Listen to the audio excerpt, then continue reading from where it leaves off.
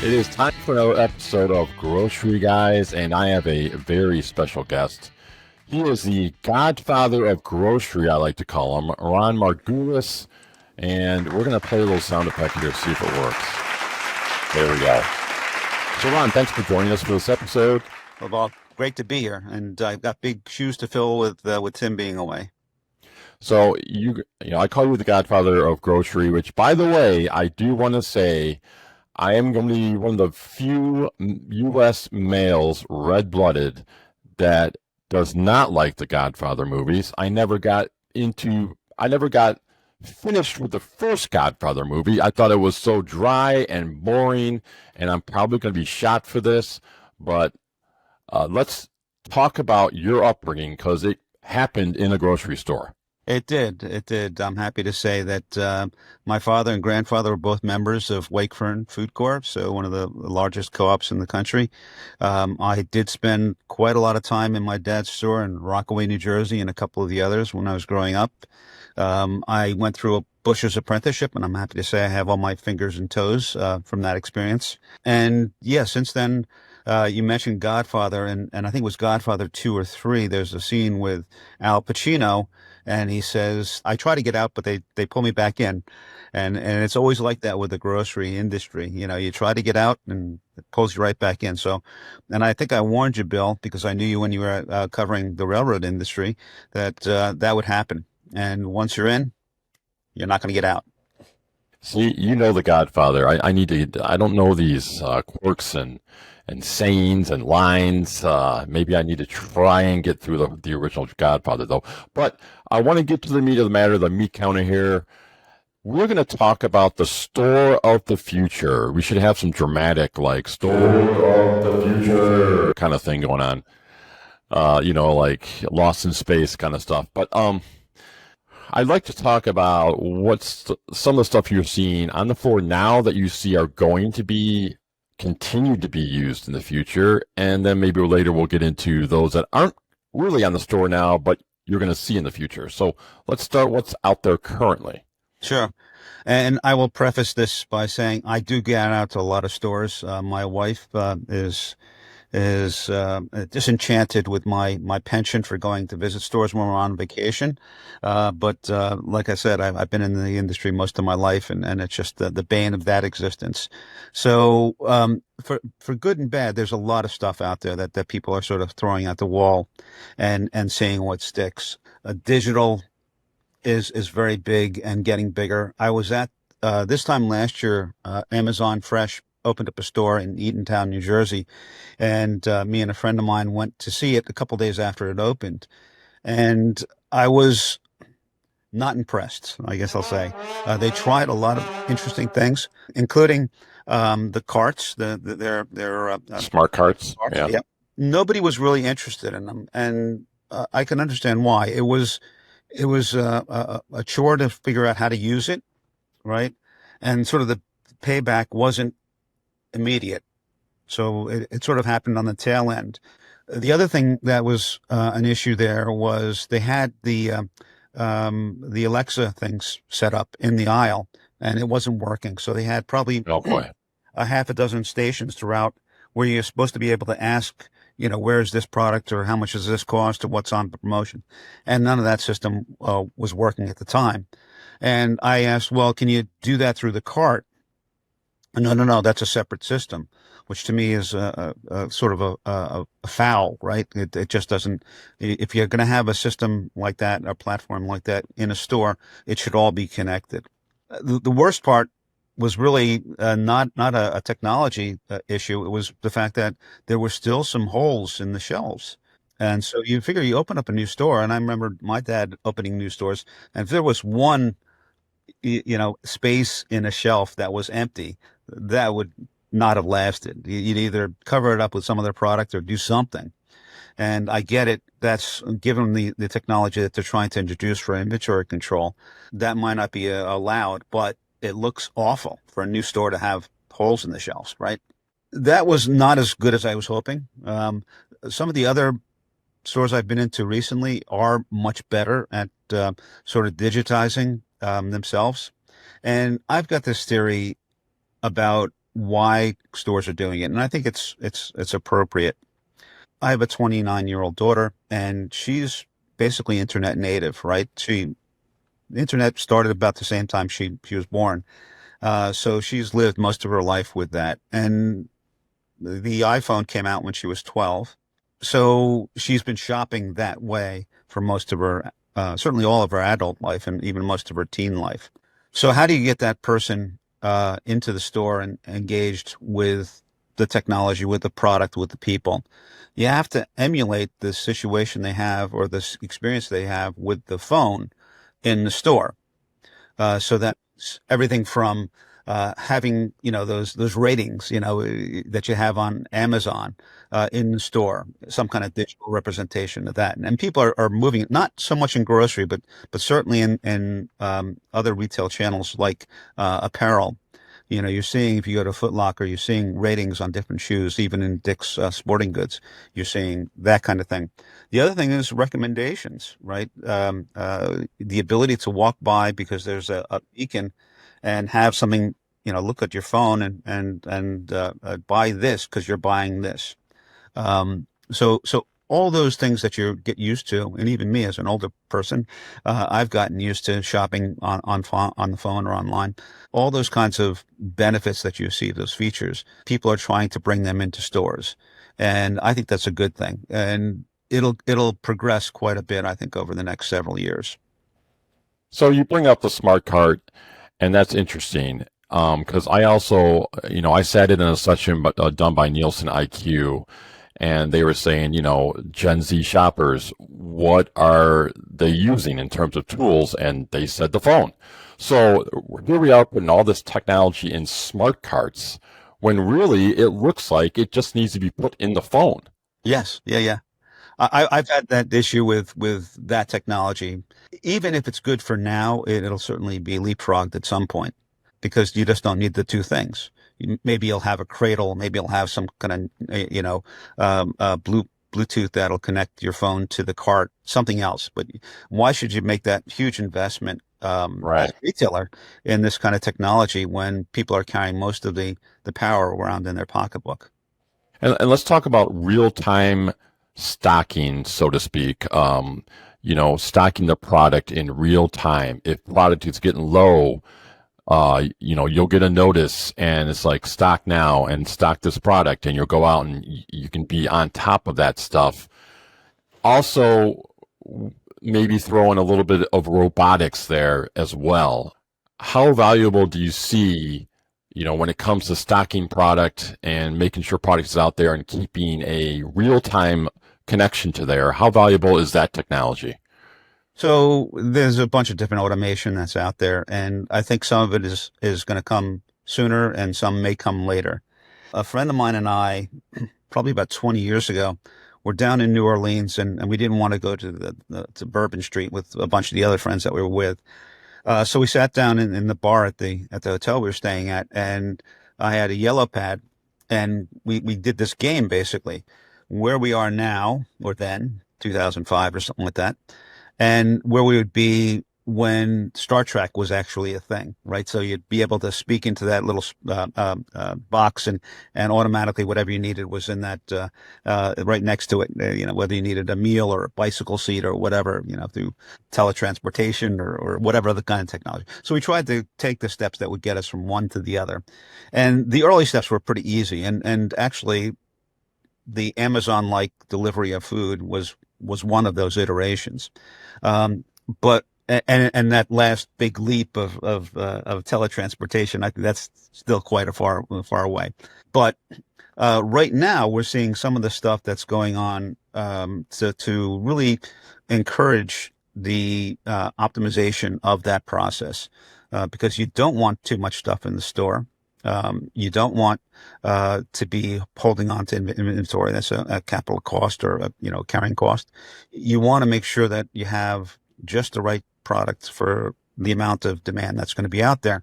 And sort of the data streams are being helpful on one side. The delivery, the fulfillment streams are improving on the other. Some of it's automated, sort of the micro fulfillment centers that you're seeing at Walmart that look like big well, huge vending machines, right? They've got 15, 20,000 SKUs in them, and they've actually got the robots picking those individual products and depositing them either for pickup or for delivery. And then you've got some snazzy technology that is helping both the retailers and the shoppers do their picking or selecting much more effectively. For instance, you've got companies like Fusion. I got a little thing here. So the Fusion tag, which you see there's a bunch of different companies doing them, but you notice on the top corner here, there's a little LED, and so as you're shopping, either as a store personnel or as an individual, what if I have my shopping list, and every time I turn down an aisle, the aisle knows my shopping list, so it's going to start blinking that can of mustard or that bottle of ketchup. It'll know that those are the ones that I want, and it'll even perhaps through retail media give me some options to benefit, whether it's a cents off coupon or a buy one get one type of opportunity. And then on the back side, on the inventory side, there are other technologies coming up that will help really understand what's moving on the shelf in real time, because shoppers are fickle, and even with the best inventory systems, you can't absolutely know what's on the shelf at any given time unless you have eyes on it. So there are companies like Spacey and others who are taking pictures of the shelf in real time. And Simbi does this with the robot. Although I don't particularly understand the benefit of having a robot going up and down and interfering perhaps with people who are shopping. But they do have some valuable data that they collect going up and down the row, understanding in closer to real time what needs to be restocked. Yeah, and I know Walmart is rolling out some technology right now that is allowing the supplier to basically keep an eye on their product. If a product all of a sudden is flying off the shelves, they'll know that, and they'll be able to send new product, to a Walmart location. So that's very interesting. Everything in real time, I think, is very key here, especially when you're talking about produce. I mean, that's just huge. Dairy, that's also a big one. But what about these robots in the aisles, Ron? Don't you think lonely people are gonna walk up to these robots and try and befriend them? I mean, it's Yeah. I've heard that actually the worst thing is that the kids try to play with them, and they oh yeah, apparently if you put 4 Coke cans around them, they can't move. So really? yeah, Okay. yeah. So Oh boy. the little brats are going around. They see the little Simbi or whatever robot, and they put 4 cans around it, and it's sort of flummoxed. And so you have to get it alerts somebody to come over and Right. remove the cans. But yeah, you got that. That's a TikTok challenge right there. You'll see a million Yeah, videos of some kids doing that to I'm robots, and they're going to be I'm doing it across the out country there now. already. Yeah, but I do see, and some of the newer formats that are going up, even Central Market, the way the HEB Central Market looks, it's much more perimeter, much less center store, and I think there's going to come a time when that's going to be more the rule than the exception, because more and more people will either buy those center store items. You don't choose one box of Cheerios over another, right? It's a box of Cheerios. So the there's not much compelling merchandising going on there. They want a certain number of faces and whatever else, but so I could see in not too distant future, and a guy named John Lurt, who was one of the guys that developed the micro fulfillment centers, really turned me on to this, where a bunch or majority of the center store is actually picked through micro fulfillment, like a big vending machine I was describing before.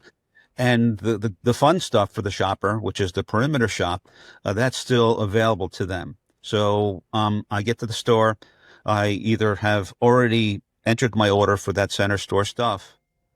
I can then shop the perimeter, And maybe if I didn't order it before, I order that center stuff right when I start, and it's ready for me by the time I go and get my meat, get my produce, get my fish, and Terry Deli. So I don't see anybody doing exactly that yet, but I bet you in the next 5 years there will be somebody. So can we agree that fulfillment centers are going to be all robotic at some point? Or is there going to be some kind of human element there still So I would remaining? say, yeah. So even Walmart is finding that somebody's got to go out and get the sort of the low hanging fruit, the low volume products, right? Okay. So you have in their micro fulfillment centers, you have more or less the top 25,000 SKUs selling, but a Walmart selling 50, 60, 70. If you include the whole store, 50, 60, 70,000 SKUs. So somebody's going to have to go out and get those products that aren't as high volume. Okay. I would say that number will be optimized at some point, and I think there's as a result of COVID and other things, there's been an SKU sort of relook at what is really, maybe you don't need 200 types of mustard, right? If Right. All right. retailer. So there's been this sort of rationalization, if you would, for the SKUs, and people are looking at what on one side what the profitable shoppers are demanding, and on the other side what the products are delivering in terms of volume. So let's paint a picture here of the grocery store of the future, maybe 5 years down the line. So I'm seeing that, either you're going to create a grocery list or AI is going to track all that at home and create it for you. You're going to go to the store. It's going to, tell you exactly what you need and where you can find it. Like you said, there's going to be shelf tags that are going to blink lights, say they're here. Here's a coupon for that. Here's a special deal on that. Can you really envision that? We're going to take robots out of the equation, Ron, because we don't want TikTokers going crazy. I think you're right. I don't think robots in the aisles are just too disruptive. So can you see though? Did I paint an accurate picture of the grocery store 5, 10 years down the line? Yes, yes. The one thing I would add is the flexibility with which they'll be able to adjust the way they're merchandising, and that flexibility can be in the form of aisles that can convert from one sort of approach to another.